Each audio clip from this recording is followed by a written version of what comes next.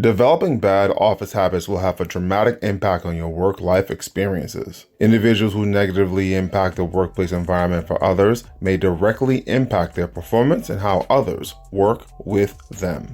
If you are an employer, then taking the time to highlight these habits and update or connecting habits to your values might be the quickest way to address this problem. If you're an employee, reflecting on some of your habits or feedback that you have received from others, and then developing a daily habit to combat these negative habits might be the best way to grow. Well, in today's video, we're going to explore some 14 workplace habits that people should avoid doing and how to address it. Before we begin, please make sure to smash that like button and subscribe, and let's get started. The first habit is being negative. Negative feelings may come from working longer hours, not getting along with a coworker, or being frustrated at the slow progression of a project. Whatever the reason, negativity can affect your productivity and overall job satisfaction. Projecting negativity can also alienate you from your coworkers, as they may no longer enjoy working with you. You can improve your negativity and have a more positive outlook by understanding what is frustrating you and exploring ways to improve it. You may need to speak with your manager to see if you can delegate some of your work to others, work a more flexible schedule, or focus more on what makes you happy in the workplace. Understand that you control your attitude, so it's important that you consider your mindset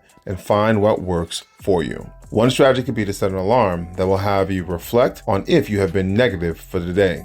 Another strategy is to name it with others by saying that I am personally working on my mindset and how I've been negative. If you hear something that I'm saying that is negative, let me know. People will gladly tell you about yourself, but it will provide you data on your negativity so you can improve it. The next habit is having poor communication. Proper communication is important in any workplace, so coworkers can continue to work together to meet goals and create a cohesive work environment that benefits everyone.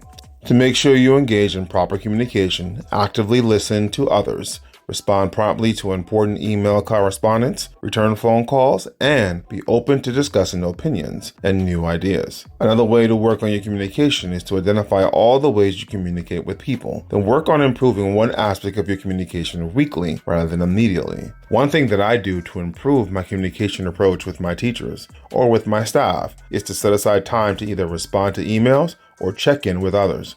Remember that developing habits take time, so be diligent and intentional. The third habit is procrastinating. You may feel that you do your best work when you wait until right before the due date to complete it, but procrastination can have a negative effect on the quality of your work and the coworkers who rely on your work before they can complete their own. Instead of procrastinating, aim to finish projects and individual tasks as soon as you can. You may consider writing a daily to-do list, organizing your calendar, or asking for help adhering to deadlines when you need it. One strategy is to tackle your big rocks first and sprinkle in a few small tasks in between. The feeling of addressing a big item while adding a few small ones will motivate you to do more. Another strategy is to take 5 minutes when you arrive to work to reflect on what needs to get done and use a to-do list. The next bad habit is working in disorganization. Disorganization can lead to missed deadlines, work taking longer than expected to complete, and you being unprepared for meetings. To combat disorganization, create a system that works for you. You may need to time block your calendar, use a physical filing cabinet, and organize your computer files into folders. Clean your cluttered desk and gather what you need for a meeting in plenty of time. One strategy is to take 10 to 15 minutes daily before you leave to reset your workstation. This small habit of resetting may seem small, but it will drastically improve your productivity and mindset when you return to work. The next bad habit is showing up late. You may run into traffic on the way to work, forget about a scheduled meeting, or wake up late for work.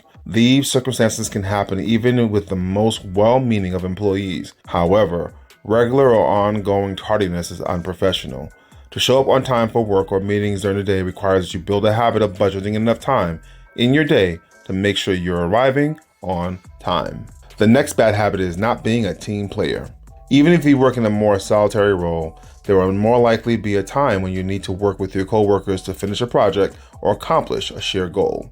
Being a team player also means you recognize your coworkers for their work, help them with their tasks, and have a friendly attitude. The next bad habit is having poor non-verbal communication. Your body language is just as important as your other forms of communication. Your body language may give others the impression that you don't care or lack of confidence in your abilities. Instead of continuing with this bad habit, pay close attention to how you present yourself to others. Make sure to maintain eye contact when someone is speaking and keep your arms uncrossed so you don't give the impression that you're indifferent or upset. The next bad habit, becoming distracted. There are a lot of distractions in any workday and work environment. From a loud office to notifications to your cell phone, distractions can interrupt your workday and deeply affect your time management. If you have a bad distraction habit and it's keeping you from your work, focus on what your distractions are and find ways to eliminate them. One really bad habit, which is common nowadays, is to look at your cell phone. It's extremely important to understand that when you're engaging in work, that you take the time to make sure that you're disconnecting your cell phone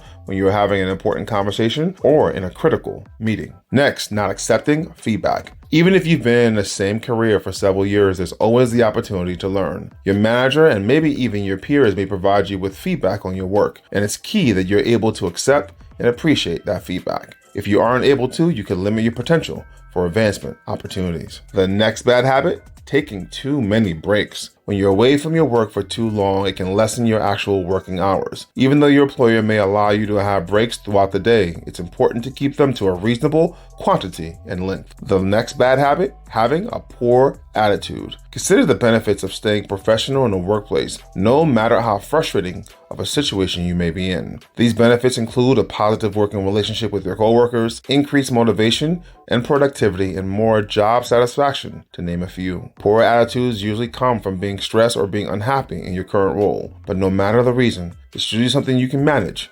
and improve. It's never a good idea to lie in the workplace. This bad habit can cause a manager or your coworkers to distrust you. If your lies break company policies, your manager may decide to terminate your employment. It's important to operate from a position of integrity, so everyone you work with knows they can rely on you, which leads to positive and fulfilling professional relationships. The next bad habit, showcasing poor manners. Just as in your personal life, manners are crucial in the workplace. If you want to practice good habits, say thank you, please excuse me, and sorry when appropriate. Practice basic manners and seek to understand if your coworker is upset by something you did at work so you can rectify the situation. The last bad habit, abusing privileges. If your company gives you access to proprietary tools or some leniencies, like allowing you to work from home on Fridays, you may find that you've abused these privileges. Once a manager has to address their concerns about your performance, it may be harder for you to redeem yourself. If you are abusing privileges, remember to have respect for your job and the freedoms and abilities your employer has given to you, and change your habits. Working to improve these habits will dramatically improve your performance and how others look at you. While listening, if you felt like you have many of these habits, then tackling one habit a week or a month might be the way to go.